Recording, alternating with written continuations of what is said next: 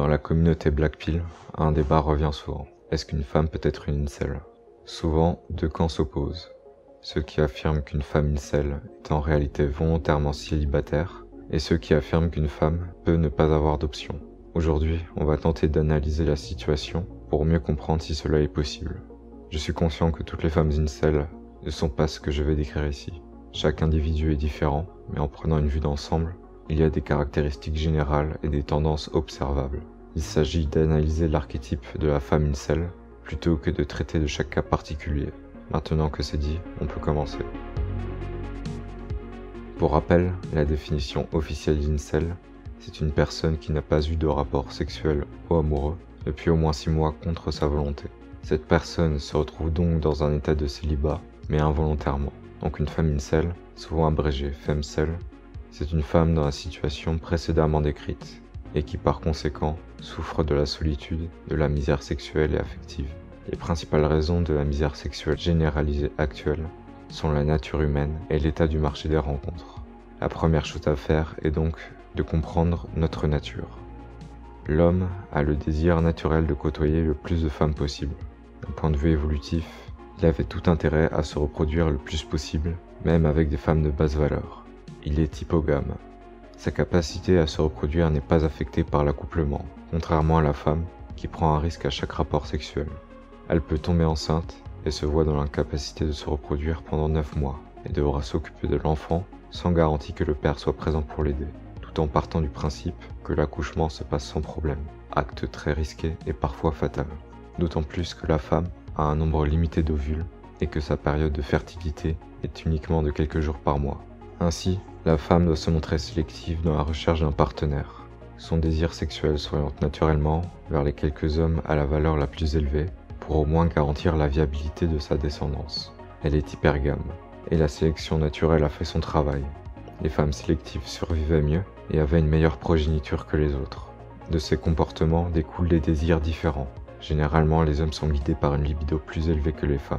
Un homme moyen préférera avoir des rapports avec une fille de basse valeur plutôt que de ne pas en avoir, alors que les femmes préféreront généralement ne pas avoir de rapport si l'homme n'est pas de haute valeur. D'après les études, pendant sa période d'ovulation, une femme va avoir tendance à préférer les hommes de haute valeur, et de tromper son conjoint s'il n'est pas de haute valeur, mais de le tromper s'il l'est. Le désir naturel des femmes se dirige vers les hommes de haute valeur. En plusieurs milliers d'années d'évolution, nos cerveaux n'ont pas tant évolué que ça. La libéralisation des relations a réveillé nos stratégies de reproduction, endormies depuis que la société est monogame, et on en voit les conséquences. Le marché est en défaveur de la majorité des hommes, tandis qu'il est à l'avantage de la majorité des femmes. Sur le marché pré-trentaine, les femmes reçoivent beaucoup de demandes masculines. Grâce à Tinder notamment, il devient très facile de trouver un homme pour une relation sexuelle. Les hommes ont tendance à accepter la majorité des femmes sur les sites de rencontres, et accepteront même celles qui ne sont pas toujours très désirables, faute de mieux. De l'autre côté, les femmes, sous le flot de sollicitations, ont juste à sélectionner ceux qui lui plaisent le plus pour établir une relation. Bien souvent, ce sont vers les mecs de haute valeur que les femmes se tournent, puisqu'elles y ont accès. Ainsi, certaines femmes de basse valeur peuvent même accéder à des hommes de haute valeur, mais souvent pour une seule nuit. Donc à partir de là, on peut se demander si c'est possible d'être une femme incel alors qu'elles ont beaucoup de demandes et qu'elles sont très sollicitées. C'est justement sur ce point que les opinions divergent. Malgré tout, une partie soutient le fait que les femmes incel existent, l'autre partie soutient que les femmes sont en réalité des célibataires volontaires puisqu'elles ont le choix et des opportunités d'être en couple, mais refusent les offres qu'elles reçoivent. Aux femmes incel est souvent associée cette illustration. En revanche, les deux côtés s'accordent à dire qu'il y a plus d'hommes que de femmes incel. On pourra tout de même avancer que le marché n'est pas en faveur de toutes les femmes et que les femmes incel sont très désavantagées sur le marché des rencontres de par un handicap physique ou mental, comme le syndrome de Down ou une déformation. En effet, il existe plusieurs circonstances pour lesquelles les femmes peuvent rencontrer des difficultés. Être laide, dans un marché toujours plus centré sur le physique, ne pas atteindre les standards de beauté actuels peut être réellement handicapant. Avoir un handicap mental, ce qui rend la construction d'une relation difficile, comme le syndrome de Down. Avoir des troubles mentaux, comme une phobie sociale ou un traumatisme. Ces femmes voudraient avoir des relations, mais leurs conditions leur en empêchent. Appartenir à une culture réprimant les relations, comme la religion, qui peut imposer une virginité avant le mariage. Et plus récemment avec le confinement. Il y a encore d'autres raisons, mais on ne va pas s'éterniser. Alors, selon une étude, Chez les femmes, l'attrait physique n'avait pas d'importance en ce qui concerne la recherche d'un partenaire à long terme. Les résultats pour les femmes indiquent que l'attractivité n'a que peu d'importance. Le contraire se produisait avec les hommes. Leur attractivité physique compte. Les résultats montrent qu'être peu attrayant diminue la probabilité de trouver un partenaire. Une autre étude a déterminé que les femmes, très peu attrayantes, mais pas les hommes, sont plus susceptibles d'être mariées que les autres. Différentes expériences Tinder ont été menées et on a remarqué que même des femmes très peu attrayantes reçoivent beaucoup de sollicitations. En raison de l'abondance de la demande sexuelle des hommes, même les femmes post-murales peuvent rester entièrement passives et trouver de nombreux prétendants. Pour le reste, on remarque que les problèmes sont des cas particuliers, rarement issus de la libéralisation du marché, et que ces femmes auraient galéré quel que soit l'état du marché. Une différence importante avec les hommes incels, c'est ce phénomène d'incelisation, c'est-à-dire qu'il y a de plus en plus d'hommes incels, et que parmi eux certains sont tout à fait dans la moyenne. Ce ne sont pas des cas exceptionnels, et pourtant ils subissent le célibat involontaire, alors que ces femcels sont généralement des cas particuliers. De plus, la différence de traitement est évidente. Les femcels sont généralement soutenus et sollicités, tandis qu'un homme qui exprime le même sentiment est un dangereux incel qui mérite ce qui lui arrive parce que c'est un loser. Sachant qu'une grande quantité d'hommes se trouvent péniblement un partenaire, il suffirait pour ces femcels de choisir parmi eux celui qui lui plaît le plus, et alors l'affaire serait réglée. D'après les estimations, il y a plus d'hommes que de femmes incels, donc elles seraient toutes servies. Le problème des femmes incels serait rapidement résolu. Mais les femmes, même incels, ne veulent pas d'un incel. Les hommes sont attirés par la majorité des femmes, mais les femmes sont attirées par une minorité des hommes. Une femme voit le marché ainsi. D'un côté, les hommes de haute valeur qu'elle désire, et de l'autre, ceux qu'elle ne désire pas. En réalité, elle n'est attirée que par le haut du panier, et ne voit même pas le reste comme une option envisageable, alors que ce reste constitue l'essentiel de la demande. Ça nous rappelle cette histoire sur le subreddit Forever Alone Woman, un forum de discussion pour les femmes qui se sentent seules et pensent ne jamais avoir de relations intimes. La réalité, c'est que ce forum passait en privé à cause du surplus de messages que les membres du forum recevaient. Ce tweet résume assez bien la situation. D'ailleurs, sur ce forum, beaucoup de femmes avouent pas apprécier les rencontres qu'elles ont eues sur Tinder, les jugeant comme étant creepy, juste un autre mot pour dire qu'ils sont moches et peu désirables. Ce n'est pas qu'elles n'ont aucun match ou aucune option, c'est juste que ces options ne leur conviennent pas. Et cette vision des choses est souvent associée à l'apex fallacy.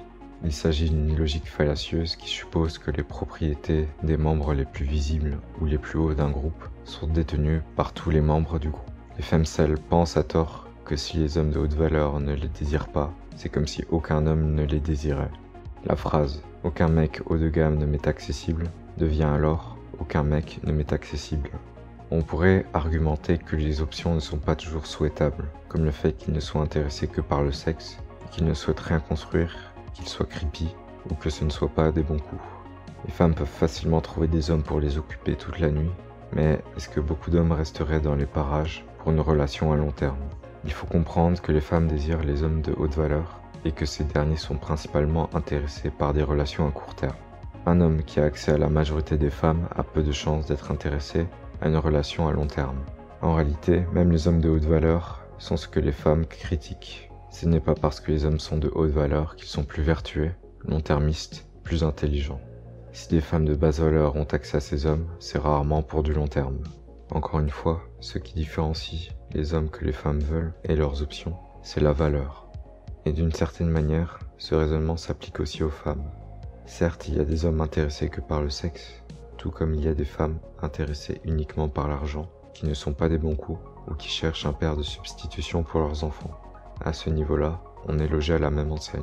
La différence, c'est que les hommes bas de gamme n'auront même pas accès à ces femmes, et que ce sont les hommes moyens qui devront s'en contenter, à défaut d'être célibataires. Les femmes auront accès aux hommes de haute valeur que pour une nuit, mais elles y auront accès au moins une fois. Seuls les hommes de haute valeur ont accès aux femmes de haute valeur. Sur le marché pré-trentaine, une femme est à son potentiel maximal de valeur et a donc un prix très élevé. Elle pense donc pouvoir prétendre à un homme de prix équivalent, un homme haut de gamme. À cause de l'inflation, il y a beaucoup de femmes de prix élevé et peu d'hommes de même prix. Ce phénomène laisse penser que les femmes sont toutes de haute valeur et qu'elles peuvent accéder à ces hommes de haute valeur. L'hypergamie les pousse à choisir ce qui est au moins aussi bien qu'elles. Donc plus elles sont hautes dans la hiérarchie du marché, plus le nombre d'hommes qui peuvent les satisfaire est bas, donc moins elles ont de choix désirables.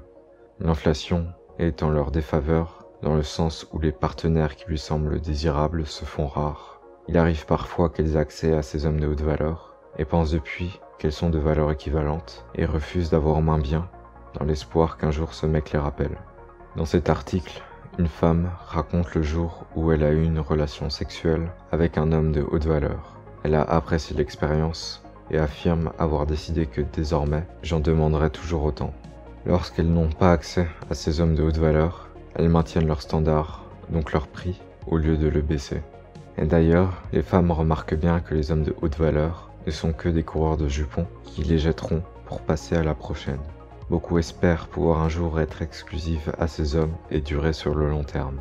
Ce type d'homme a plutôt tendance à enchaîner les filles qui attendent leur tour. Ce comportement laisse un goût amer aux femmes qui les désirent, frustrées de ne pas avoir davantage de ces hommes, de ne partager qu'une nuit avec l'homme qu'elles convoitent. Et c'est une des raisons de ce sentiment de solitude chez les femmes. Ceux qu'elles choisissent ne veulent que du sexe et rien de sérieux. Mais d'une certaine façon, une relation à long terme, c'est mieux que pas de relation du tout. Les femmes ont souvent tendance à se plaindre d'attirer soit à des hommes qui ne restent pas, soit à des hommes qu'elles ne désirent pas. En réalité, certaines femmes prennent comme une insulte le fait que des hommes de basse valeur tentent leur chance avec elles. Une insulte à leur valeur, à leur ego, comme si le mec s'était dit « nos valeurs sont équivalentes, j'ai ma chance avec elle ». Pour la majorité des cas, une femme préfère rester seule plutôt que de côtoyer un homme de basse valeur ou même de moyenne valeur. La plupart ne veulent pas s'abaisser à n'importe quel homme. Selon la loi de l'offre et de la demande, quand il n'y a pas assez d'offres pour satisfaire la demande, on baisse le prix. Mais là ce n'est pas le cas, le prix est maintenu. Les femmes préfèrent rester célibataires plutôt que de se vendre au premier acheteur. Les femmes sont célibataires involontairement dans la mesure où les seuls hommes pour lesquels elles ont du désir ne les désirent pas et ne leur sont pas accessibles. Elles préfèrent être en couple avec un homme de haute valeur plutôt que d'être célibataires, mais préfèrent être célibataires plutôt que d'être en couple avec un homme de basse valeur. Pour que vous compreniez bien leur position, imaginez que les femmes ne vous désirent pas, mais que vous les désiriez. Si des hommes homosexuels vous désirent, ils font alors partie de vos options. En partant du principe que vous êtes hétéro, est-ce que vous considérez l'homosexualité comme une option envisageable? Est-ce que les femmes considèrent les hommes de basse valeur comme des options envisageables? La réponse est la même, le désir n'est pas réciproque. Sur le marché de l'engagement post-trentaine, les choses diffèrent mais suivent le même principe. Passé la trentaine, la femme commence à perdre en valeur. Les hommes qu'elle côtoie commencent à se ranger et ne lui donnent donc plus d'attention. Les relations long terme suivent un modèle monogamique, c'est-à-dire qu'un BG ne pourra être exclusif qu'à une seule femme, et ceci pendant plusieurs années. Puisqu'ils ont de quoi négocier avec leur haute valeur, ils pourront trouver une femme de valeur équivalente. Ils quittent alors le marché. Beaucoup de femmes se retrouvent alors dépourvues d'hommes qu'elles désirent et auxquels elles pouvaient éventuellement avoir accès. Ces femmes refusent de baisser leur prix, malgré une valeur marchande maximale sur le déclin. Elles peuvent alors se retrouver seules contre leur gré. C'est ce que l'on appelle plus communément le mur. Elles désirent des hommes qui ne les désireront jamais et qui ne leur seront jamais exclusifs, tout en étant désirées par des hommes qu'elles ne désirent pas. C'est pareil qu'en finance. Ceux qui refusent de vendre leur bitcoin alors que le prix est en pleine chute se retrouvent bien souvent perdants. Ils estiment le prix du bitcoin bien au-delà de sa valeur réelle, ne souhaitent pas le vendre au prix fixé par le marché. Et plus ils attendent, moins ils ont d'options, toujours dans l'espoir que le prix remonte et qu'il y ait un acheteur au prix juste. Beaucoup de femmes croient mériter le meilleur pour elles, car elles ne tolèrent rien de moins que parfait ou très bon. Elles disent attendre la bonne personne. La vérité, c'est que pour ces femmes, il y a très peu de chances qu'il arrive. Et ce refus de baisser ses standards et son prix peut jouer activement dans leur échec sur le marché. Sur le marché post-trentaine, le statut et les ressources de l'homme deviennent déterminantes. Le progrès et le libéralisme ont permis à des femmes d'entrer sur le marché du travail et de surpasser les hommes en termes de statut éducatif et socio-économique, rendant ainsi moins d'hommes attrayants aux yeux des femmes en raison de leurs préférences monogamiques. Plus les femmes montent en grade dans leur travail, moins elles disent avoir d'options, puisque leurs standards augmentent. Cela peut entraîner une augmentation du nombre d'hommes célibataires, mais aussi de femmes célibataires. En fait, on observe fréquemment que les femmes de statut élevé préfèrent rester célibataires plutôt que de baisser leur standard d'acceptation. Plus une femme est haut de gamme, plus elle perd en opportunité, tandis qu'un homme gagne en opportunité plus il monte en gamme. Finalement, cette course effrénée après l'homme tant désiré mène beaucoup de femmes à la désillusion et à l'amertume d'un amour éphémère. Pourtant, il y a bien des hommes prêts à tout pour une relation, mais ils sont disgracieux et indésirables. Les femmes incels sont celles qui n'arrivent pas à atteindre les standards de sélection pour accéder ou être exclusives aux hommes qu'elles désirent.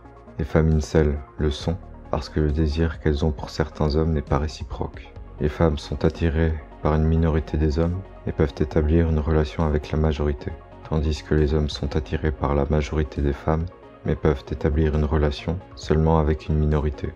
À cause de l'inflation et de l'hypergamie, les femmes ont tendance à se surévaluer. Cherchant ce qui est au moins aussi bien qu'elles, les femmes perçoivent comme désirables assez peu d'hommes. Cela entraîne une hausse du célibat masculin, mais également féminin. Ici, nous ne nions pas la souffrance que peuvent ressentir certaines femmes. Il s'agit bien de comprendre pourquoi elles se sentent seules, alors que le marché est généralement à leur avantage. Les femmes peuvent être privées de relations, mais cela est en grande partie auto-infligé. Il y a bien certains cas spécifiques où les femmes ont très peu de chance sur le marché, mais elles restent une petite minorité. Le débat serait surtout autour de la notion d'involontaire. Est-ce qu'avoir des options, mais ne pas les vouloir, c'est un choix involontaire?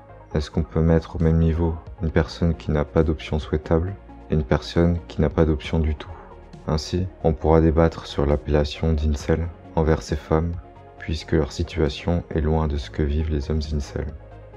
Il y a des femmes qui ne peuvent pas trouver de relations heureuses à long terme en raison de leurs standards élevés. Et il y a des hommes qui ne peuvent même pas obtenir le sourire d'une fille. Les femmes ne feront que dans de très rares cas l'expérience de la solitude forcée comparée aux hommes de basse valeur, de n'avoir aucune option et de n'avoir aucun soutien. Les hommes ont une libido plus élevée, ce qui signifie qu'il y aura toujours des hommes prêts à satisfaire n'importe laquelle des femmes. La différence, c'est qu'il y a une récession sexuelle du côté des hommes.